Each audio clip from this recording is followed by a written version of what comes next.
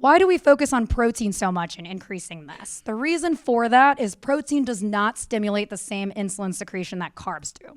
So when you're eating protein, your sugar level is not going to go up as much as it is when those carbs are eaten.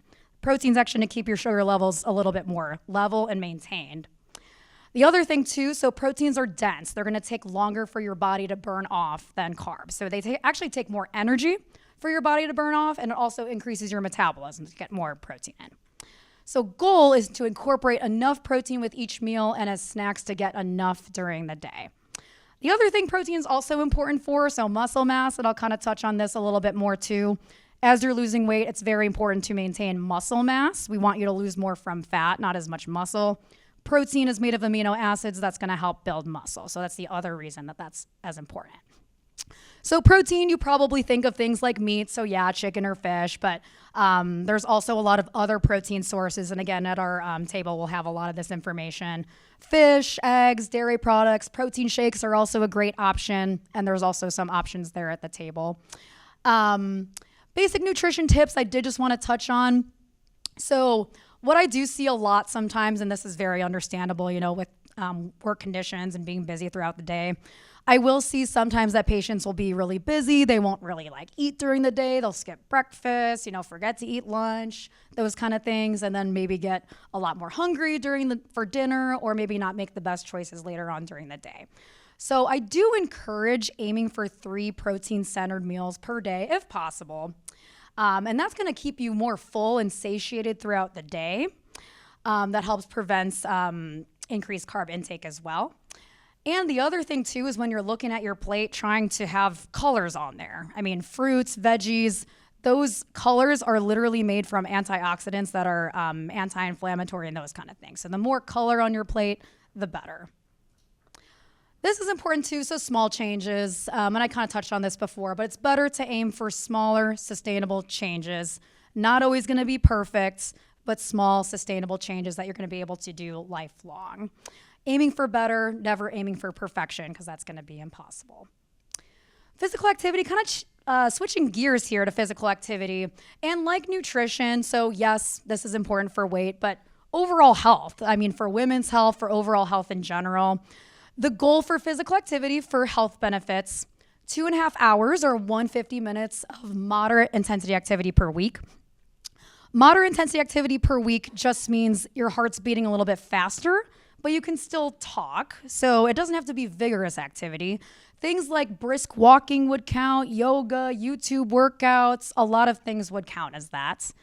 Also, keeping in mind, everyone's a little bit different, right? So we all have different things going on. Some people have injuries, comorbid conditions that do limit activity, which is very understandable. Always doing what you can. So things I do recommend for some patients, chair yoga is a great option. Water aerobics, water exercises are a lot easier on the joints. Also, the other thing to keep in mind too, so multiple studies show that even 10 minutes of some kind of structured activity per day is enough to start seeing health benefits. I always think that's a great place to start and working your way up towards that goal of 2.5 hours. Other thing to highlight here, I do like to recommend a good combination of cardio and resistance training.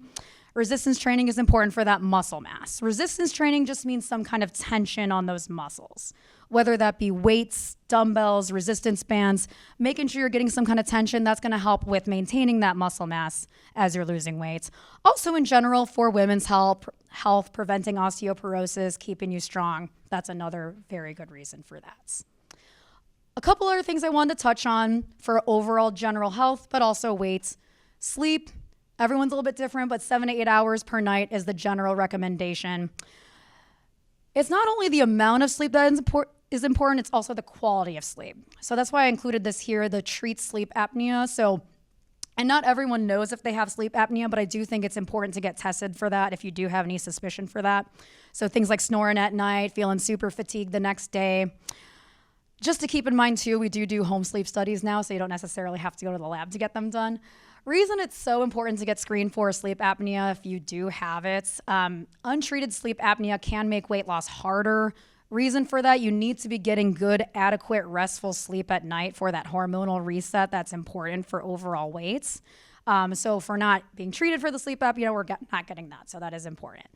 And sleep hygiene in general. So if having problems with sleep, making sure you have a good sleep routine. Sometimes people, have their routine of brushing their teeth, reading a book, something like that before sleep. The other thing too, so screens, so like TVs, phones, those kind of things, even an hour or two before sleep, that blue light's going to still be stimulating your eyes. So it's important to try to stay low on that beforehand. And I'll just touch on briefly. So stress management, reason I bring this up. So cortisol is a stress hormone that is secreted when you have more chronic and sustained stress.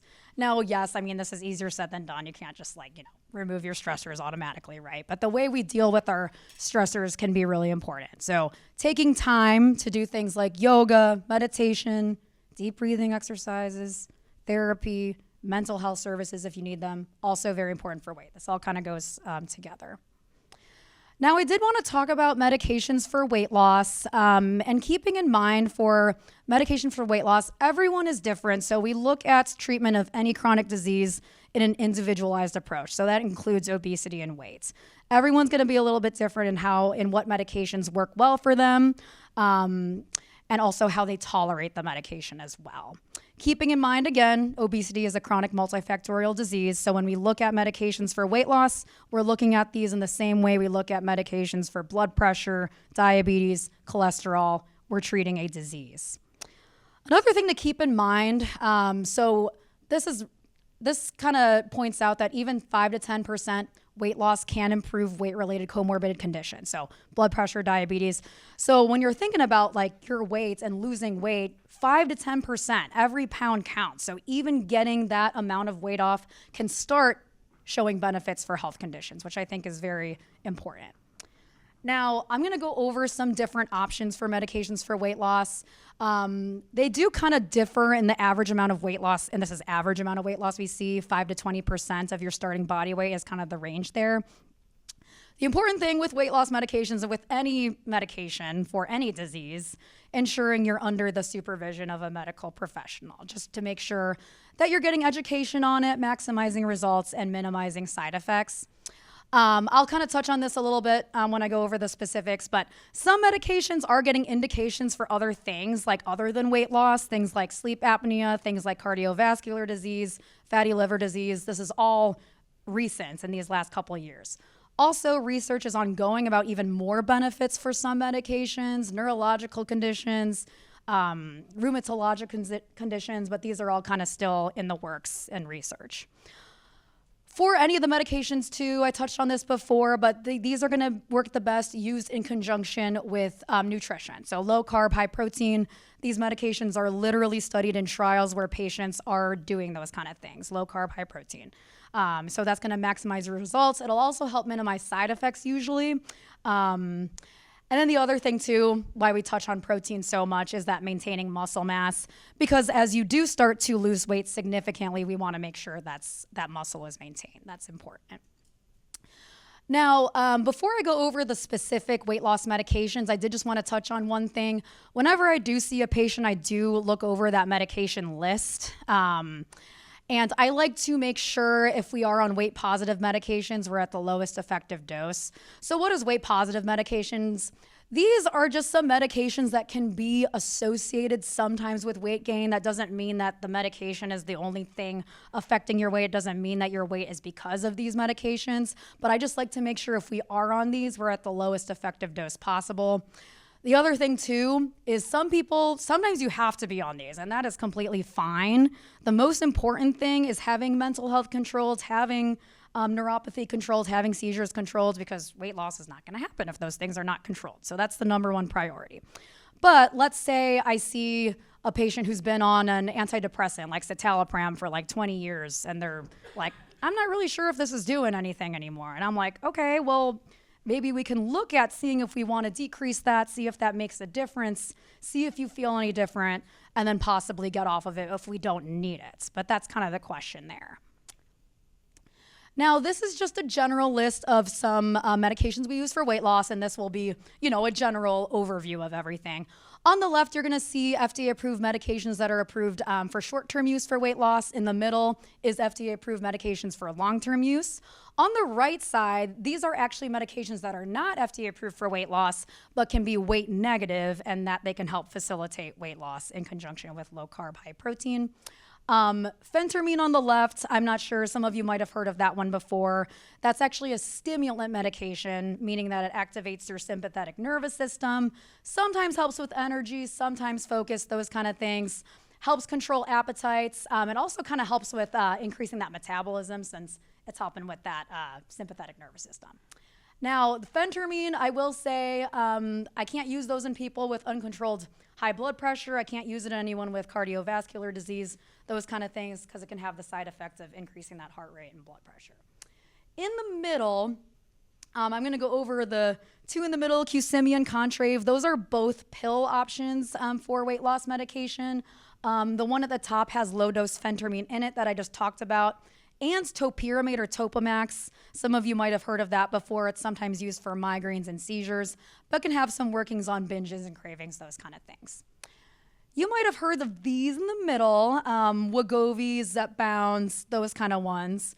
Those are once weekly injectable medications, and those actually work on hormones in your body, one specifically called GLP-1. That hormone does a lot of different things, helps with insulin resistance, so helps prevent diabetes, also has some workings on overall controlling appetite. Of course, we never want appetite gone. That's never what we want, but just overall control. Sometimes patients say they help with food noise as well. Those are the ones I was kind of talking about that we're getting more indications for: sleep apnea, cardiovascular disease, those kind of things. GI side effects are possible with those. We always start you, of course, at the lowest dose and make sure you're tolerating okay before going up. And just wanted to touch on a few on the rights. I know I have limited time here, but metformin is one we sometimes use in the clinic. That's sometimes used for diabetes, pre-diabetes, PCOS, or polycystic ovaries. That one is working more on just actual insulin resistance, so preventing diabetes, but in conjunction with low-carb, high-protein, that one can also be beneficial for weight as well. Some of you may have heard of Ozempic or Mounjaro. Those are actually the same medications as Wegovy or Zepbound, but they have an FDA approval for diabetes. But they're actually the same medications made by the same companies as those medications. Now, surgery, just wanted to briefly touch on this. I'm not a surgeon, but we do have two awesome surgeons in our clinic who are great.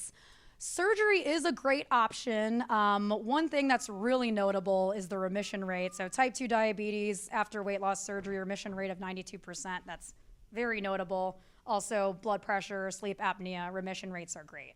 So surgery can be a very good option. There are a couple different types that I'll briefly touch on. The sleeve gastrectomy, in very simple terms, basically means shrinking the stomach. So yes, you're not going to be able to fill your stomach as much with that. The other important thing of that too, though, is with shrinking the stomach, ghrelin, a hunger hormone, that actually goes down. So the literal hormone that can affect hunger goes down with that as well. That one's probably the most simple, I would say, of the weight loss surgeries. The gastric bypass is the next one. Also involves shrinking the stomach size, so it becomes a little pouch, but they also rewire the intestine so that it's bypassing that larger stomach, so you're going to get less nutrient absorption with that. And lastly, the duodenal switch. This one's the most complicated out of all of them.